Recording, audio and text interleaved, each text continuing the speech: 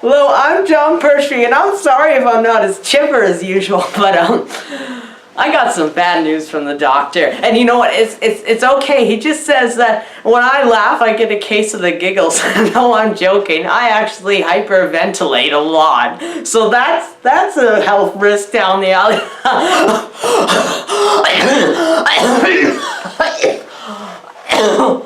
Things just don't go right for me, do they? Now, it's actually been 3 videos. I'm like, what? That's more than 2 videos. That's like the number 3. So if you equal 2 more, it's 3. What? What? Okay, so anyhow, I thought I'd pull up some comments from, and I really have to thank Billy, my 1 subscriber. So exciting. And the only person who watches. So here's the comment. Hi, love your show, but my mom says I should stop watching you because you look weird and scary. Well, first of all, your mom sounds like a joker. I love to meet her. So funny, you know? Just like, oh, you look weird. I guess you've never seen fashion before. Fur fashion. Yeah. Okay, so here's another comment. Okay, I'm skipping by that one. There's a lot of swearing in there, but if you edit it, it's very nice. It's very nice saying. Oh, and here's the best comment of all. You look weird. Please leave the internet. Oh, I get such jokers on this show. It's like, what? What? Thanks for commenting. Anyhow, fans great. I love the fans. Okay, let's continue. Okay, so I'm seeing this movie, right? And it's called Howard the Duck. Okay, it's this director that I didn't know, George Lucas? George Luke. Just let me look that up. Cheap things. George Lucas, who made this awesome movie, Howard the Duck, after his flop Star Wars, which I like personally, but let's be honest, not many other people know about it, you know? So, we're gonna honor that, but, sorry, watching his best movie, his masterpiece, Howard the Duck. Okay, so it opens, and it's like, okay, well, this looks like a normal apartment. You know, it's not that exciting, but let's chill. Let's watch a movie. What is this, okay? And he comes like that, and I'm like, oh my gosh, look at that hand. Like, is his hand, like, webbed? Does he have one of those webbed hand diseases of the webbness?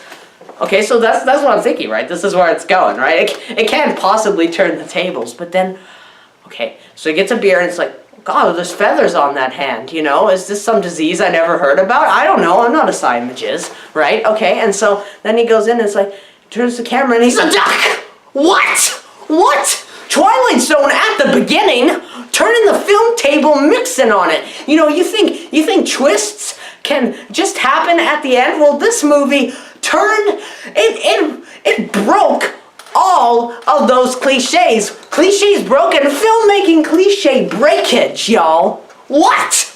What? It's like, well, goodbye film cliche. Still on. I'm just have it. Yeah. Film cliches. And it's like, okay, so you know he's a duck. Well, he's gonna watch TV. But guess what? That's not all. Everyone on TV's a duck. You know why? Because it's a world of ducks. And it's like, what? Twilight Zone in pounds on the head. Oh gosh, I'm so excited. My words don't even make sense when I'm excited. I'm so excited. Okay, so that's like, okay, so what can they do? Look at that. There's no glass in my glasses. Isn't that crazy? I just noticed, like, I probably look like a weirdo. It's like, hello, I'm walking out. Oh, there's no glasses. This is great. Oh.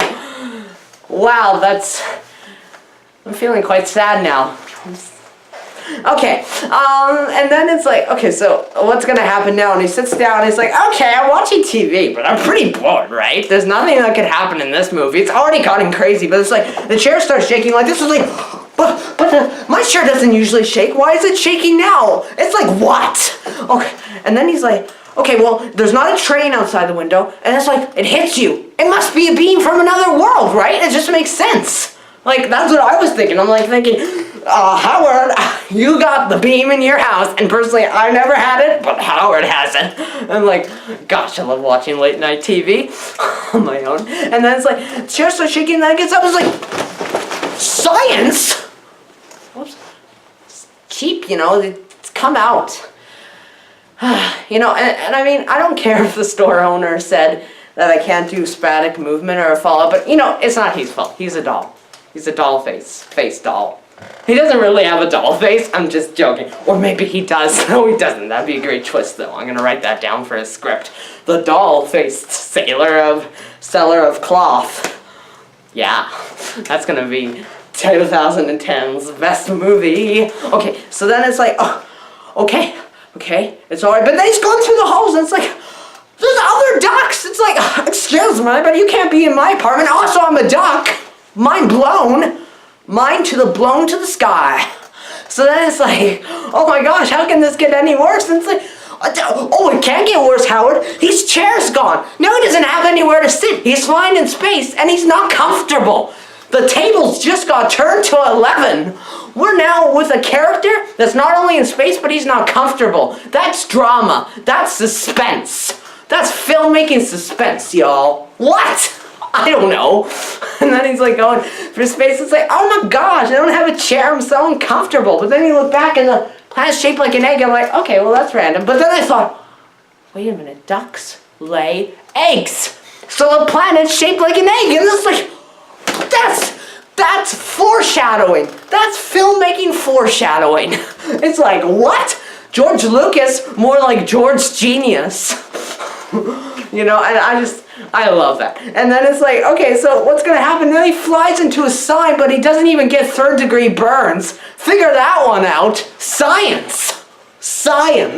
And then he lands in a garbage can. It's like, oh, that was how's he going to get out of this one, right? It's like so exciting. And I was like, okay, I was really scared for this character, right? I mean, this duck is like not in Ducksville anymore, if you excuse the pun. I don't know if there's a pun, but it is. And so it's like, okay, what's going to happen now? This motorbike gang is like, hello, we're a motorbike gang and we're driving. They're like tough and have leather jackets and have skulls on their bikes and don't call attention to the cops because of it. And so it's like, okay, we're driving down this alley after, oh, did I mention they were at a singing gig and they had a fence to protect themselves? This is crazy. So anyhow, so this one girl's walking, she's like, oh, it's a beautiful day in the night alley. Hopefully nothing happens to me. And the motorbike gang is like, well, you know what? Something's about to happen to you. And it's about to happen to you us style. And then it's like, oh dear. And then how are the ducks like, whoa, I just fell. And it's like, hey, you can't attack that flesh person, which I don't know it is. Nobody attacks that flesh person. And then, okay, this is so funny. He goes, he knows. Okay, so usually it's called Kung Fu, right? Like, everyone thinks it's Kung Fu, right? And I was even confused a bit, but I looked it up on the internet. It's definitely Kung Fu. He goes, I know Quack Fu. Because a duck says quack. So it's Quack Fu. And it's like, that's funny. That's quite funny. You know, I mean, that's George Lucas El Genioso. That's my own.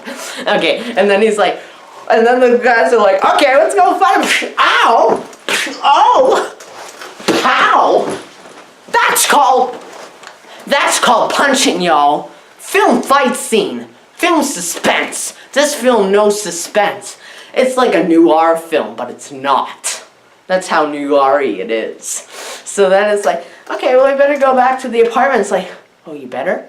Well, guess what? The gang... Oh wait, they're not falling. I'm thinking of a different movie. Okay, so they do go back to their apartment and it's like, okay, well, you know, you're normal it seems, except for you're a duck! So like, what? What? Why are you a duck? I mean, besides that you're normal, but duck? That's called film curiosity there. Film curiosity, y'all. And then it's like, okay, so these characters don't have a connection, right? And I'm like, oh God, this film's great, but I wish they had a connection. Well, guess what? They form a connection. That's right. That's character development. That's character development. They go from not having a connection to having a connection. Story arc checklist. Story arc done. Yeah. So it's like, okay, well, we don't have a connection. I better search through his wallet. And it's like, What's this stuff? He's in a band like me. Wow, that's the start of a connection. Slow character development. That's right, gradual character development. Doing character development right. Scratch off the list, George Genius. Yeah. So pumped for character development. And then it's like, okay, well, I guess we should find your home planet. It's like, yeah, they're now adding plot elements into the movie. He came from a planet, so now that's consistency. Filmmaking consistency. Scratch off the list of not being confused, y'all. So it's like, okay, let's go to find the thing. Let's take you to the museum because there's scientists that are qualified at the museum. But there's actually a very funny comic relief. Scratch off comic relief. Ha ha, that's what I was laughing. Yeah. So then they go in and it's like, okay, well this guy can help. And then he's like, Howard, you're the discovery of my lifetime. Can you say quack quack? And then he says quack quack. Can you bend boards with your mind? And it's like quite funny because of course he can. He's a duck. What is this guy, like a weirdo? He's quite funny. You know, and he's goofy looking. I mean, who likes goofy looking people? Am I right? High five, camera. I can't high five you because you're a camera. That's what? So then it's like, oh, well, you're just a janitor. And so we're going to walk away. But then it's like, oh, no, people might discover you. They might discover you. Get behind me. And then they're like, people pass. And then, like, she's like, okay, well, I guess you're in a band now. Don't really know how that happens, but it'll tie in later. That's right, plot elements that look like they mean nothing, but then they'll tie in later. That's called filmmaking editing. Or tying in, yo. That's what I call filmmaking tying in. Look at my hands. They're tying the film in. Like Kato from Green Hornet. And so then it's like, okay, well, we better get you to the, like, and then scientists, I don't even know what I'm saying anymore. And then scientists pop up and they're like, oh, we have an experiment? That's right, exposition, filmmaking exposition we're about to go to. And it, like, brought you, cheap things, to Earth. And it's like, what? What? Plot twist, this is Earth, that's another planet, even though we already knew that. So, double plot twist, I didn't even know I didn't have known of the plot twist. What? What? Yeah, okay, and then they're like, okay, well, we better get you back to the planet. And then it's like, okay, but, and then, like, this guy, there's like, okay, let's go to the thing. And then they come there, okay, and it's like, okay, well, the movie's over. But then it's really sad, because it's like, oh, Howard, we formed a connection. That's right, character development. Now they're even forming a bigger connection. That's what I call connection over connection, right? It's like, oh, and it really makes me sad, this scene, because, like, I mean, I thought the first review I did was very emotional, but this scene was, because, like, they formed such a connection, and they have to say goodbye to each other. And I said goodbye to my grandma when she went to say she didn't want to see me again. And it was really sad, and this reminded me of that moment, because she said, bye, Howard, you're going to your own planet. And Howard's like, yeah, I guess I am, but, you know, if I have to stay, I'd like to stay with you. That's, like, really heartfelt. Speech heartfelt! What? What? That's what I call a speech of the heart. And then it's like, okay, well, let's go to the planet. It's like, well, nothing could go wrong now. Oh, goodbye. Goodbye. See you later. And then it's like, oh, wait, don't see you later, because there's an explosion. But we don't see it. And it's like, and this guy comes in and he's like, oh, help me, I have like so many burns. And then they just walk past him. It's quite funny because that guy probably died. And that would be creepy, but it's this movie, so it's not. So it's quite funny that he almost died. Or did die. I don't know.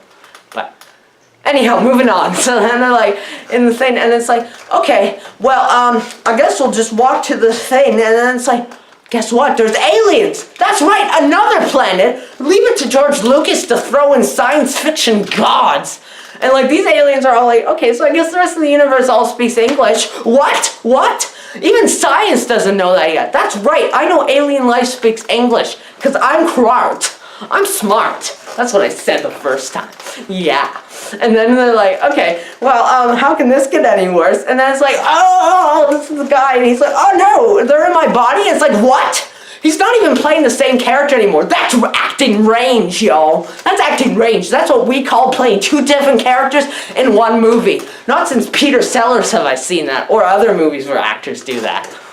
That's right. What? What? He's following the footsteps of Peter Sellers. I don't know why. And so then it's like, okay, well, we're going to leave this building and you can drive. And it's like, I don't know, I feel a change coming. It's like, what? He hasn't entered the new character yet. That's called character enterization, y'all. Filmmaking character enterization. And then it's like, oh my gosh, you can't drive the car because I'm an alien. It's like, what? Why are you an alien? And it's like, because I'm an alien because of that. So like later it's like, crash the car. And it's like, oh, come in now. I don't think you're an alien, even though you're saying you are. Let's sit here. And it's like, oh no. Well, you know what? I'm dangerous because I'm going to destroy those kitchen condiments. And he's like, he's really rude because that ketchup gets blown up. And it's kind of like, why would you do that? Put it on your fries first. I mean, use your head, aliens. Not very of the bright. Right, so then it's like, okay, aliens, we see where you're coming. But then, like, they're really against the diner. So they're like, hey, your friend's blowing up things, so we can't let you escape. We're going to kill you, Mr. Dak. And then it's like, what? What? That's called characters being jerks, y'all. Filmmaking jerks. Character list struck off. This movie has so much character range. And then it's like, okay, we're gonna chop you the night, but then the alien's like, hey, I'm gonna kill him, so I'm gonna protect him. And then the cafe turns around and is like, what? What? Special effects wizardry? That's like, what? Okay, and then it's like, okay, so we better escape, right? But then he kidnaps the one girl, and it's like, this is so cool. She's gotten kidnapped twice, so she's not very good at doing stuff, but it's like, what? What? And then Howard the Duck is like, oh, I guess they're not going to do anything because they didn't like it to her. Wait, no, he is, because I remember they formed a connection. That's character development. So now he's like, I wouldn't have gone after her, but we formed such a freaking connection that I must go after her. And it's like, what? Come on, let's do this. And it's like, I feel so complete. I'm like, I'm so glad he's finding that. And then they end up in a plane or something. I don't know how it happens. It's the 80s. People were on drugs, y'all. And then it's like flying over the boats, and it's like, yeah, I don't have a pilot license, and I'm about to kill you, and also I'm a bird that can't fly, or something. I don't know. What? And then, so they come there, and they like, okay, so they stop the alien, and then it's like, oh, now it's really, oh no, but if he stops the machine from bringing more aliens, then he won't go home. And then it's like, really like, oh my god, this is like a character decision, character conflict, list off, list off, list off. Right? Okay, so that's like, it can't get any worse than this, but then he's like, I'm gonna destroy you so I don't have to go back, and I formed a connection with you. And she's like, yeah, I formed a connection with you too. Let's blow this up together as a formed connection. And then they blow it up, and it's like, yeah, that's what I call formed connection blowing up. And then it's like, and then the comic relief's like, oh, well, I guess they're gone. And that's quite funny. That's quite a funny line, because they are gone, and he noticed that. Oh, yeah. Man, I'm gonna not be able to breathe after this. My throat hurts more than a Californian fried pickle. So then it's like, okay, we gotta go help this. It's all over. But what's Howard gonna do now that he's on his planet? Well, he's gonna sing for the rock band. That's what he's gonna do. Because she has a rock band. I didn't even mention that. That's called reviewing hiding secrets. What? What? And then it's like, I'm playing for the rock band, and I'm a duck, and I'm a duck. And then the movie ends. Okay, on a scale of 1 to 10, I rate this 20, because it's like duck 20, quack quack. So anyhow, I have to go because I got some great news. You know, those people are going to break my legs. Well, they didn't break those tiny little legs. Can you thank them, legs? Thank you for not breaking me. Oh, you're welcome, little legs. John, if you don't come out here and mow the lawn, then the dogs are going to eat the grass. Oh, I better mow the lawn because I have to help the repo people take my furniture after that. That's crazy. Bye.